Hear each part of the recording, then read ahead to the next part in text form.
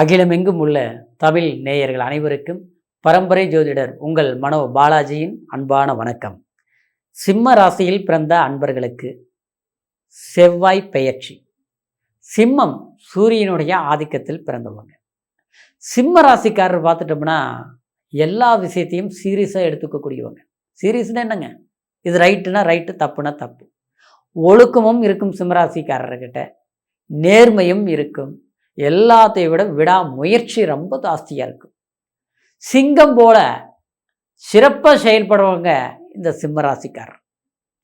இந்த சிம்மராசியில் பிறந்தவங்க பார்த்தோம்னா, அதாவது எங்கே போய் இருந்தாலும் சரி, அந்த இடத்துல உங்களையும் 10 பேர் உங்களை சுற்றி இருப்பாங்க. மற்றவங்களை நீங்கள் வாழ வச்சுருப்பீங்க. அடுத்தவங்களுக்கு ஒரு ஐடியா சொல்லிக் கொடுக்கக்கூடிய வல்லமையாக இருப்பீங்க. ஒரு ப்ரைவேட் கம்பெனியில் வேலை செஞ்சால் கூட உங்களுடைய பேர் சொன்னால் அவங்க சிறப்பு அப்படிங்கிற அளவுக்கு இருக்கும். ஒரு உயர் பதவியில் இருக்கக்கூடியவங்களுக்கு இருக்கக்கூடிய ஒரு மதிப்பு மரியாதையும் அந்தஸ்தும் சாதாரண விதத்தில் நீங்கள் இருந்தால் கூட அவங்களுக்கு ஈக்குவலான ஒரு மதிப்பு மரியாதை கிடைக்கும் சிம்மராசிக்காரர். ஏன்னா அந்த அளவுக்கு ஒரு உற்சாகமானவர்கள் மட்டும் இல்லை, ஒரு நல்ல திறமையானவர்கள்னு சொல்லலாம் சிம்மராசிக்காரர். ஆனால் சமீப காலகட்டங்களில் பார்த்துட்டோம்னா நமக்கு சிம்மராசிக்காரர் ஒரு 3.5 வருஷம் எல்லாமே பட்டங்க. எது படக்கூடாத எல்லா கஷ்டம் பட்டாச்சு. அன்பாலையும் ஏமாற்றப்பட்டாச்சு, பாசத்தாலையும் வேஷம் போட்டு நம்மளை இன்றைக்கி கஷ்டப்படுத்திட்டாங்க. அதை விட உழைச்சி இன்றைக்கி பார்த்தா அதில் ஒரு 10 பைசா புரோஜனம் நமக்கு இல்லை ஆச்சுங்களா. நாம் எங்கே உழைச்சோமோ அங்கே வாழ்ந்துட்டாங்க அவங்க.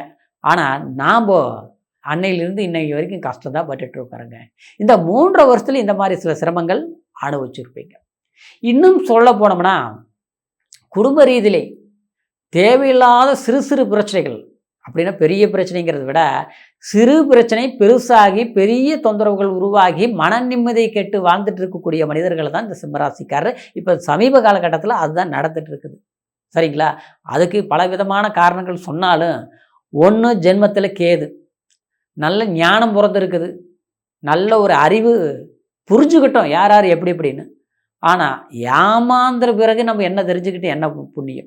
நல்லவங்களுக்கு என்ன பேர், நல்லவங்களுக்கு ஏமாளி தான். சரிங்களா. அந்த மாதிரி 4 பேருக்கு நல்லது செஞ்சதுனால நம்ம பாதிக்கப்பட்டோம், அடுத்தவனை நம்பினதுனால நம்ம இன்றைக்கி கஷ்டப்பட்டோம்.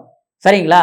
அப்படி பல விஷயங்கள் நம்ம தெரிஞ்சிட்டு இருந்தாலும், ஆனால் அதில் இருந்து மீண்டு வரத்துக்கு முயற்சி எடுத்துகிட்டு இருக்கக்கூடியவங்க தான் சிம்மராசிக்காரர். குறிப்பாக சொல்லப்போனால் வாழ்க்கைங்கிற ரீதியில் சில போராட்டங்களை அனுபவிச்சுட்டு இருக்கக்கூடியவங்க தான் சிம்மராசிக்காரர். இந்த நேரத்தில் செவ்வாய் பெயர்ச்சி ஏற்பட்டிருக்கு. செவ்வாய் பெயர்ச்சி இந்த ஜூன் மாதம் 20ஆம் தேதி உங்களுடைய ராசிக்கு, அதாவது 4ஆம் அதிபதியாக வரக்கூடிய செவ்வாய், அது மட்டும் இல்லை பாக்யாதிபதியாக வரக்கூடிய 9ஆம் அதிபதியாக வரக்கூடிய செவ்வாய் பகவான், அதாவது உங்களுடைய ராசிக்கு நட்பு பெற்ற இந்த செவ்வாய் பகவான் கரெக்டாக 10ஆம் இடத்திற்கு பயிற்சியாக போகிறார். இந்த நேரம் எப்படி இருக்குங்கிறது நம்ம தெரிஞ்சுக்கணும் இல்லையா. இந்த நேரத்தில் நம்மளுடைய மனக்கவலைகள் எந்த அளவுக்கு தீரப்போகுதுன்னு நம்ம புரிஞ்சுக்கணும் இல்லையா. அதை பற்றி முழுமையான பலன்களை தெரிஞ்சுக்கக்கூடிய ஒரு பதிவு தான் இப்போ நம்ம முழுமையாக பார்க்க போகிறோங்க. அதாவது ஃபஸ்ட் டைம் பார்க்குறவங்களா இருந்தீங்கன்னா சப்ஸ்கிரைப் பண்ணி பெல் பட்டன் அழுத்தி ஆல் ஆப்ஷன் கொடுங்க. சிம்மராசி அன்பர்களே, நிச்சயமாக இந்த செவ்வாய் பயிற்சி கிட்டத்தட்ட அதாவது ஜூன் மாதம் 20ஆம் தேதியிலிருந்து ஆகஸ்ட் மாதம் அதாவது 2ஆம் தேதி வரைக்கும் இந்த காலகட்டம் உங்களுக்கு தொழிலில், அதாவது குடும்ப வாழ்க்கையில் ஒரு புதிய ஒரு சந்தோஷத்தை கொடுக்கக்கூடிய ஒரு காலகட்டம் இது. சரிங்களா. அது மட்டும் கிடையாது, பாக்கியஸ்தானாதிபதியாக வரக்கூடிய செவ்வாய், அதாவது 10ஆம் இடத்துக்கு வரும்போது கண்டிப்பாக தொழில் ஸ்தானத்தில் அற்புதமான, அதாவது ஒரு முன்னேற்றத்தை நீங்கள் அடைஞ்சே தருவீங்க. அது மட்டும் கிடையாது, தகப்பன் வழிமுறையில் இருந்த சில பிரச்சனைகள், சிலருக்கெல்லாம் பார்த்தோம்னா சொத்து இருக்கிறது, அந்த சொத்துல போய் நம்ம எதுவுமே பண்ண முடியல, அது நமக்கு கிடைக்கக்கூடியது கிடைக்க மாட்டேங்குது, ஒரு கோர்ட்டு பிரச்சனையாக போயிட்டு இருக்குது, வழக்குகளை சந்தித்து தீர மாட்டேங்குது அப்படிங்கிறவங்களுக்கு கண்டிப்பாக தீரக்கூடிய நேரமோ, இல்லை பைசலாகக்கூடிய ஒரு வாய்ப்போ, இல்லை நம்ம எதிரியாக நின்று யார் நம்மளை கெடுத்துட்டு இருந்தாங்களோ, இல்லை அவங்க விலகக்கூடிய ஒரு வாய்ப்போ கண்டிப்பாக உருவாக போகுது. எல்லாத்த விட வீடு கட்டுற நேரம் கண்டிப்பாக உருவாக போகுது. கிரையும் பண்ணணும்னு நினச்சிட்டு முயற்சி எடுத்துட்டு இருந்துட்டு நமக்கு இடம் பிடிச்சா சரியான ஒரு ரேட்டு படிஞ்சதுன்னா இடம் பிடிக்கலை, அப்படியே நம்ம அதை முயற்சி எடுத்தாலும் அதாவது காலம் தள்ளி போயிட்டு இருக்குது, அட்வான்ஸ் கொடுத்து கூட கிரைம் பண்ண முடியல, இப்படிலாம் போயிட்டு இருக்கக்கூடிய சில பிரச்சனைகளை கண்டிப்பாக இந்த செவ்வாய் பயிற்சினால் உங்களுக்கு தள்ளி போன விஷயம் நீங்கள் சாதகமாக செய்து முடிக்கக்கூடிய ஒரு நேரமாக அமைய போகுதுங்க. அது மட்டும் கிடையாதுங்க, கரெக்டாக 12ஆம் இடத்துல இருக்கிற குரு 4ஆம் இடத்தை பார்க்குது. அதாவது அந்த 4ஆம் இடத்துக்கு அதிபதி செவ்வாய் 10ஆம் இடத்துக்கு வரும்போது கர்ம பலன்கள் அப்படின்னா நமக்கு முன்னோர்கள் செய்த சில பாக்கியங்கள், குலதெய்வத்தோட அனுகிரகங்கள், அது மட்டும் கிடையாது. நம்ம ஏதோ ஒரு ஆலயங்களுக்கு போகணும்னு நினச்சிட்டு இருந்திருப்போம், தள்ளி போயிட்டு இருக்குது. வீட்டில் சாப்பாடு செய்யும்போது இருக்கிற நிம்மதி சாப்பிடும்போது இல்லைங்க. எது நினச்சாலும் நடக்க மாட்டேங்குது. நாங்கள் ஒரு கணக்கு போட்டோம்னா அந்த கணக்கு சரியாக செய்து முடிக்க முடியல. அதாவது இப்படி ஒவ்வொன்றா பார்த்தோம்னா நாம் நினைக்கிறது ஒன்றா இருக்குது, நடக்கிறது ஒன்றா இருக்குது. வரவுக்கு மிஞ்சிய செலவுகளாக இருக்குது. குடும்பத்துக்குள்ளே எல்லாம் ஒற்றுமையாக இருந்த குடும்பம் இன்றைக்கி எல்லாமே ஒருத்தர் சொல்கிற வார்த்தை இன்னொருத்தர் கேட்க மாட்டேங்கிறாங்க. குழந்தைங்களுக்கு நமக்கு பெற்றவங்களுக்கு இன்றைக்கி இருக்கக்கூடிய ஒரு நெருக்கமே நமக்கு படிப்படியாக குறையிற மாதிரி இருக்குது. எது நம்ம சரியாக பேசினாலும் அதை புரிஞ்சிக்காம தப்பாக புரிஞ்சுக்கிட்டு இன்றைக்கி ஒருத்தருக்கு ஒருத்தர் ஒரு வெறுப்புகள் அதிகமாகுது. இந்த மாதிரி ஒரு சூழ்நிலையில் இருந்த சில பிரச்சனைகளுக்கு தீர்வு ஏற்படக்கூடிய ஒரு வாய்ப்பு. இந்த நேரத்தில் நீங்கள் என்ன செய்யணும்னா முருகரை வழிபாடு பண்ணுறது ஆச்சுங்களா. முருகப்பெருமான ஒரு செவ்வாய்க்கிழமை நாளில் போய் ஒரு பிரார்த்தனை பண்ணுறது, வழிபாடு செய்கிறது, இது நீங்கள் பண்ணிக்கணும். அடுத்தது பார்த்தோம்னா ஜென்மத்தில் கேது இருக்கிறதுனால, அதாவது முன்னோர்கள் அப்படின்னா சித்தர்கள் ஜீவ சமாதிகள்லாம் இருக்குது பார்த்தீங்களா, அந்த இடத்துல போய் நீங்கள் பிரார்த்தனை பண்ணிட்டு வரும்போது கண்டிப்பாக உங்களுக்கு ஒரு செயல்பாடு செயல்திறன் ரொம்ப சிறப்பாக இருக்கும். நம்ம சில எண்ணங்கள் இருக்கும், சில மனசில் சில ஆசைகள் இருக்கும் ஆச்சுங்களா. நம்ம ஒரு திருமணமே எடுத்துக்கோங்க, நமக்கு ஒரு வாழ்க்கை நம்ம நிர்ணயிச்சிருப்போம், இந்த தான் வாழ்க்கை அப்படின்னு பார்த்தோம்னா நல்லா போயிட்டு இருந்து பார்த்தோம்னா திடீர் சம்மந்தம் இல்லாமல் பிரிஞ்சு போயிட்டுருப்பாங்க. இல்லையா நம்மளுக்கு பிடிக்காத ஒரு சூழ்நிலைகளை உருவாக்கி, இல்லை மற்றவங்களுடைய தலையீடுகள்னாலோ நம்ம விலகி போகக்கூடிய ஒரு சந்தர்ப்பங்கள் இருக்கும். ஆனால் அந்த பிரச்சனைகள் சரியாகக்கூடிய ஒரு காலமாக உருவாக்கக்கூடிய நேரம் இது.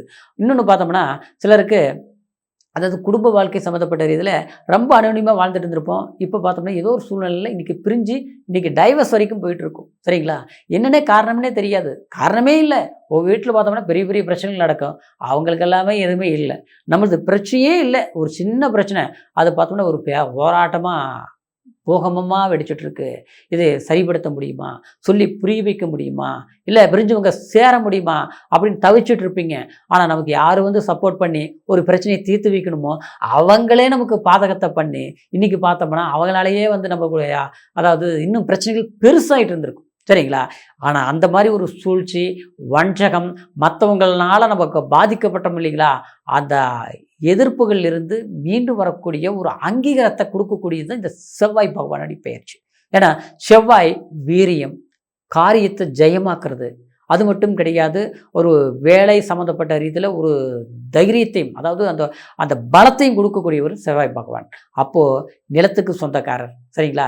வீடு சம்மந்தப்பட்ட வீடு கட்டுமான சம்மந்தப்பட்ட பொருட்களுக்கு, அதாவது விற்கக்கூடியவங்களுக்கு, அதாவது அந்த மாதிரி சம்மந்தப்பட்ட தொழில் செய்யக்கூடியவங்களுக்கு ஒரு பலத்தை, ஒரு பாதகமான ஒரு யோகத்தை கொடுக்கக்கூடியது இந்த செவ்வாய். அப்போ அந்த செவ்வாய் 10ஆம் இடத்துக்கு வரும்போது நிச்சயமாக நமக்கு ஒரு அங்கீகாரத்தையும் நமக்கு ஒரு முன்னேற்றத்தையும் கண்டிப்பாக உருவாகக்கூடிய ஒரு நேரம். சரிங்களா.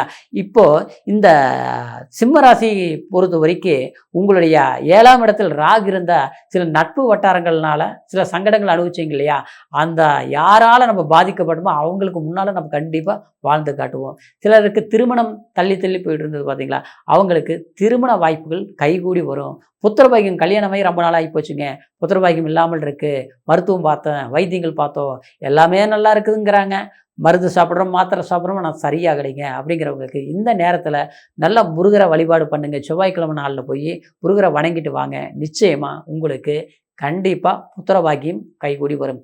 வாரிசுகள்னால சிலருக்கு திருமணம் பண்ணி வைக்க முடியல, இல்லை நம்ம அவங்களுக்கு தகுந்த வேலை வாய்ப்பு சரியாக அமையலை, அவங்களுடைய எதிர்காலத்தை நம்ம ஏதாவது ஒரு பண்ணணும், சரிப்படுத்தணும் அப்படின்னு பெற்றவங்க ரொம்ப போராடிட்டு இருப்பாங்க.